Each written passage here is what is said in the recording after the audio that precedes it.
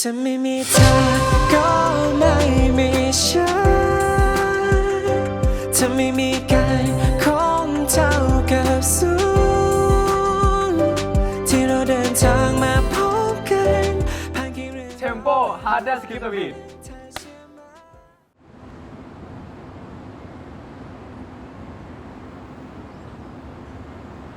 เทม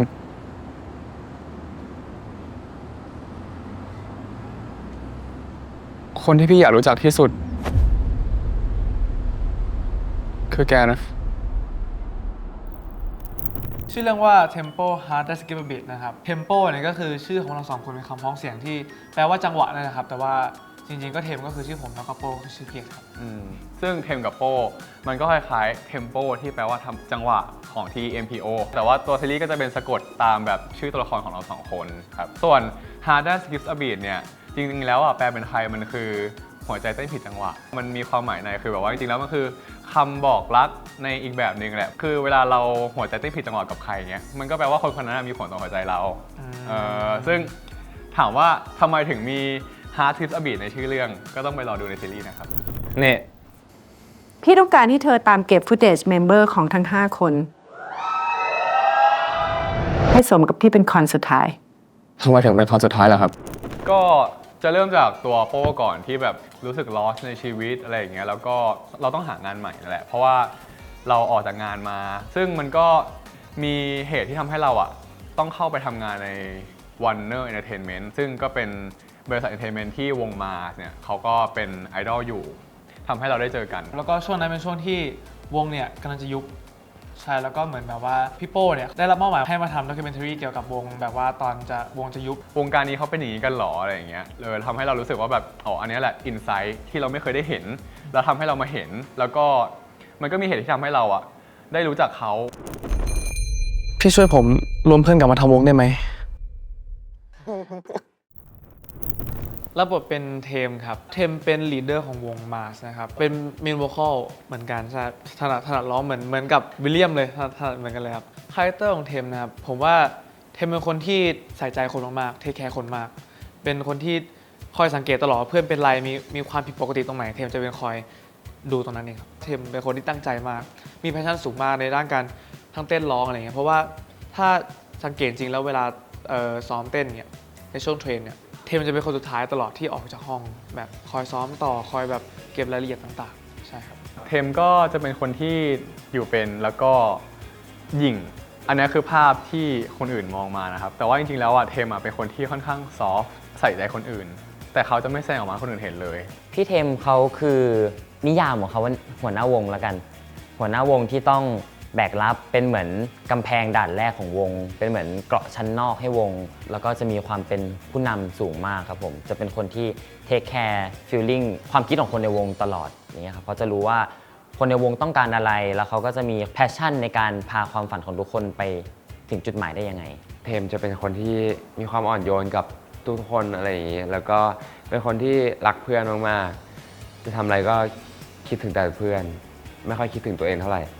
ยอมทุ่มทุกอย่างเพื่อให้เพื่อนได้สิ่งที่ดีโดยไม่สนว่าตัวเองจะเป็นยังไงก็ตามมันเป็นคนที่รักเพื่อนมากๆคนหนึ่งเทมเป็นคนที่เก่งมากๆครั้งแรกที่มันมาหาผมเนี่ยคือมันอวดผมมันเหมือนมันจะอวดผมด้วยซ้ำว่าแบบมันร้องได้สูงขนาดไหนอะไรเงี้ยแต่ว่าพอสักพักหนึ่งผมก็เห็นความแบบไม่ได้โอ้อวดในตัวมันแต่ว่ามันจริงใจจริงๆที่แบบมันทำได้ให้มันร้องสิอะไรเงี้ยผมก็กลายเป็นว่าดีแลนเนี่ยเห็นเทมเป็นเพื่อนที่ดีมากๆคนหนึ่งคือเทมเหมือนจะเป็นเดอะแบกของวงในเรื่องการตัดสินใจต่างๆอะไรเงี้ยซึ่งเวลามีปัญหาอะไรเข้ามาก็จะไปที่เทมก่อนอะไรเงี้ยเพราะเหมือนเทมเป็นหัวหน้าวงอะไรเงี้ยซึ่งเปเปอร์ก็จะคอยแบบไปปรึกษาเทมเหมือนว่าเทมก็จะมาปรึกษาเปเปอร์อีกทีนึงว่าควรทำยังไงอะไรเงี้ยเอาถูกไว้ทำแล้ว หน้ากล้องเป็นอย่างนี้แหละแต่หลังกล้องมันค่อนข้างความต่างความเหมือนนะครับของเทมกับวิลเลียมก็จะคิดเยอะหน่อยคือก็จะมีความกล้าทำไม่กล้าทำบ้างแหละแต่เทมจะเร็วมากครับเทมจะแบบว่าตัดสินใจแบบชึบชับเลยอะไรเงี้ยใช่ถ้าในมุมที่เทมกับวิลเลียมเหมือนกันก็น่าจะเป็นเรื่องเทมเป็นมิวโวคอลเหมือนกันครับรักในการร้องเพลงเหมือนกันเริ่มต้นจากการร้องเพลงแล้วก็มาเทรนเป็นเด็กเทรนเหมือนกันซึ่งแบบมันมีความคล้ายกันมากช่วงแรก การเวิร์กช็อปเทมกับวิลเลียมอะวิลเลียมอะต้องเรียนรู้จากเทมเพราะว่าวิลเลียมจะเป็นคนที่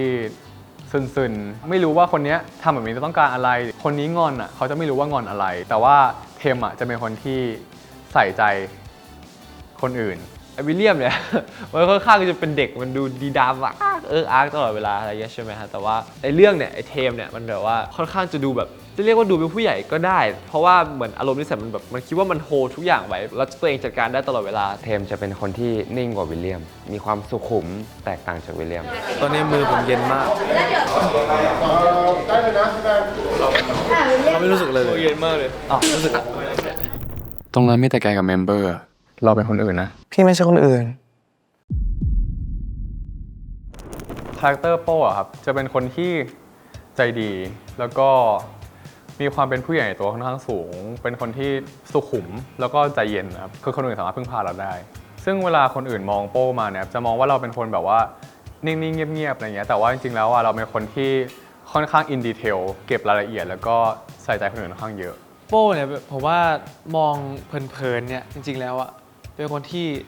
เรียบร้อยแบบเนิบๆดูไม่มีอะไรเด่นออกมาอะไรเงี้ยพอได้รู้จักได้คุยจริงๆแล้วเนี่ยโป้มีอะไรมากกว่านั้นเยอะมากแบบเขาเจอปัญหาในชีวิตเยอะมากแบบเจอสิ่งนี้มาซึ่งแบบว่าเป็นปมในชีวิตของเขาเลยอะไรเงี้ยมีหลายๆอย่างที่โป้รู้สึกแต่ไม่ได้แสดงออกมาให้เราเห็นอะไรเงี้ยคือโป้นี่ก็จะดูเป็นคนที่โตที่สุดแล้วในแก๊ง6 คนนี้อะไรเงี้ยแล้วก็จะดูเป็นตาเล็กตาน้อยอะไรเงี้ยดูตัวนิดๆกล้ามใหญ่แต่ตัวเล็กอะไรเงี้ยครับในเรื่องด้วยความที่เอาลุคพี่เขาจะแบบมีความใส่เสื้อพอดีตัวแล้วมันจะกำยำอย่างเงี้ยถือกล้องอย่างเงี้ยครับผมเป็นฟีลแบบตากล้องในอุดมคติแต่ว่านิสัยจริงๆคือเขาจะมีความแบบอ่อนไหวมีความใส่ใจคนรอบข้างเป็นคนสังเกตคนรอบข้างครับผมคือถ้าคนเห็นโป้นะถ้าคนเจ็บเจียมตัวเล็กๆแบบหนีบตัวอะไรเงี้ยแต่ว่าถ้าเป็นเพียร์เนี่ยไม่นะครับเพียร์เขาจะแบบว่านี่มาตัวใหญ่มาเลยอะไรเงี้ยแบบเขาจะพูดเยอะมากแบบอยู่ที่เมาส์แบบอยากมีเรื่องอะไรที่แบบอยากพูดก็พูดอะไรเงี้ยผมว่าด้วยความเหมือนเนี่ยเพียร์กับพี่โป้เนี่ยสังเกตคนเหมือนกันเขาคอยสังเกตตลอดว่าเป็นอะไรโป้เป็นคนค่อนข้างintrovert จะเป็นคนพูดน้อยแล้วก็เป็นคนที่แบบอยู่ในสังคมที่มีคนเยอะๆจะค่อนข้างเกรงจะแบบไม่ค่อยเป็นตัวของตัวเองเท่าไหร่อะไรเงี้ยแล้วก็เป็นคนที่เป็นตัวของตัวเองกับคนที่สนิทแล้วเท่านั้นอะไรเงี้ยใช่ซึ่งผมก็เป็นเหมือนกันเรื่องนี้เป็นเรื่องแรกที่ผมได้รับโอกาสได้รับบทนำใช่ไหมครับผมต้องพัฒนาตัวเองเยอะมากแล้วก็ต้องเรียนรู้แล้วก็เพิ่มสกิลอะไรหลายอย่างเพื่อให้แสดงเป็นโป้ได้อะไรเงี้ยซึ่งผมก็ทำงานกับบทค่อนข้างเยอะครับผมจริงๆคือผมเป็นคนชอบถ่ายรูปอยู่แล้วซึ่งเราก็ใช้กล้องเป็นปกติอยู่แล้วอะไรครับแต่ว่าคือตอนเวลาเข้าซีนอย่างเงี้ยมันก็อาจจะมีอะไรที่ทีมงานต้องมาสอนผมเพิ่มเติมอย่างวิธีการใช้ขากล้องหรือว่าการเซตไมค์เซตไฟของหรือว่าการถ่ายวิดีโออะไรเงี้ยเพราะว่าในซีนก็มีการถ่ายจริงด้วย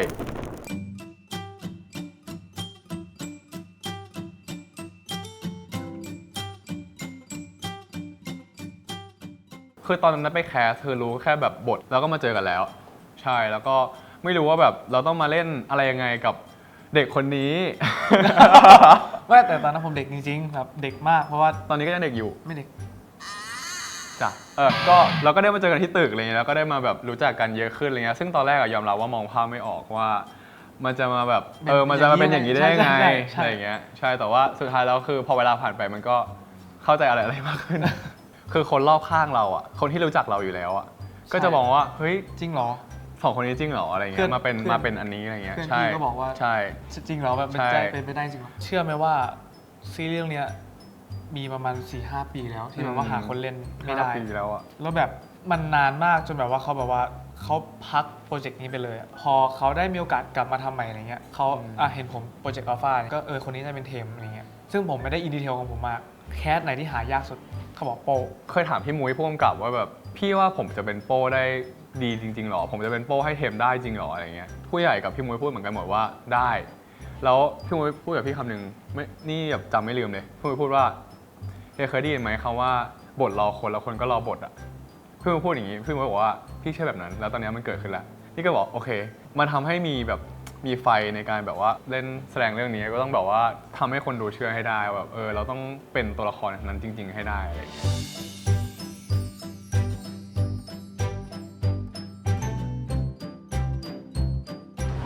ซีนต่อไปผมจะพูดละก็รอดูว่าผมจะพูดได้ไหมนะแต่ว่าไม่ต้องซีเรียสครับยังไงพูดได้อยู่แล้วขี้โม้